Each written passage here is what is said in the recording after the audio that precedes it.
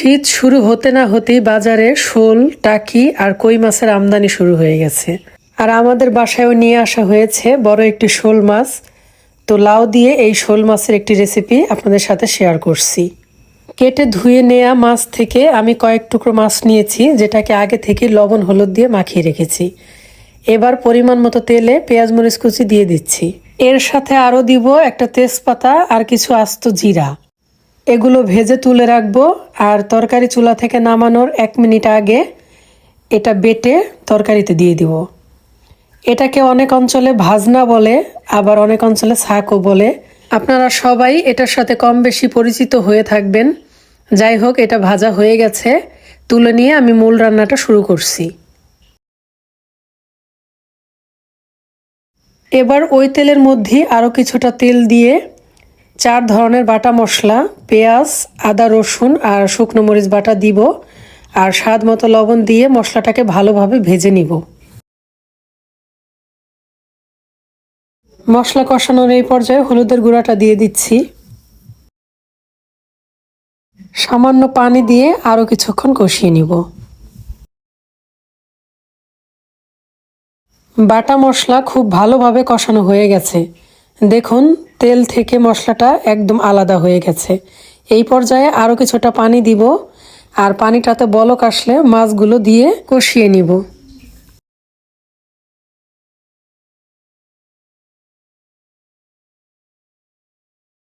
2 থেকে 3 মিনিটের মতো মাছগুলো মশলার সাথে কষিয়ে নিয়েছি। এবার এটাকে আলাদা করে তুলে রাখবো। আর এই যে মশলাটা থাকবে, এটার মধ্যে দিয়ে দিব লাউ। আমি লাউয়ের সাথে ছোট সাইজের একটা আলু লাউয়ের মতোই টুকরো করে কেটে নিয়েছি। এবার বাকি মশলার সাথে আলু আর লাউয়ের টুকরোগুলোকে কমপক্ষে 4 থেকে 5 মিনিটের মতো কষিয়ে নিব। সামান্য পানি দিয়ে দিচ্ছি।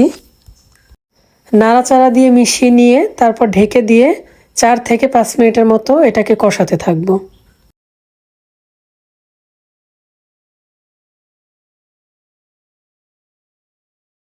এবার ঝোলের জন্য পরিমাণ মতো পানি দিয়ে দিচ্ছি।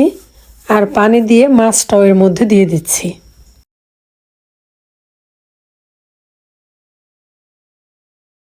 নাড়াচাড়া দিয়ে মিশিয়ে নিচ্ছি আর ঢেকে দিয়ে জাল করে নিচ্ছি। তরকারিটা জাল হতে থাক, আর এইদিকে আমি সেই ভেজে তুলে রাখা শাকটা বেটে নিচ্ছি।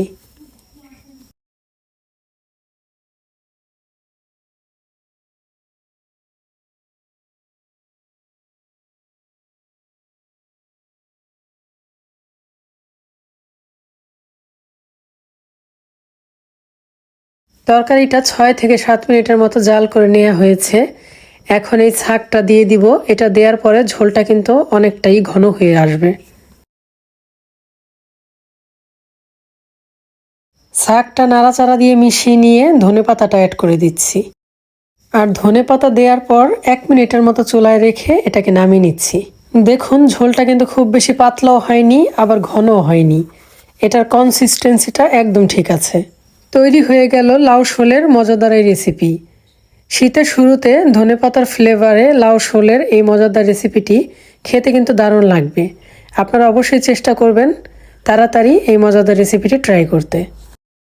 রেসিপিটি ভালো লাগলে অবশ্যই কমেন্ট করে জানাবেন, আর ভিডিওতে একটা লাইক দিতে ভুলবেন না। আজকে এখানেই বিদায় নিচ্ছি। সবাই ভালো থাকবেন। আল্লাহ হাফেজ।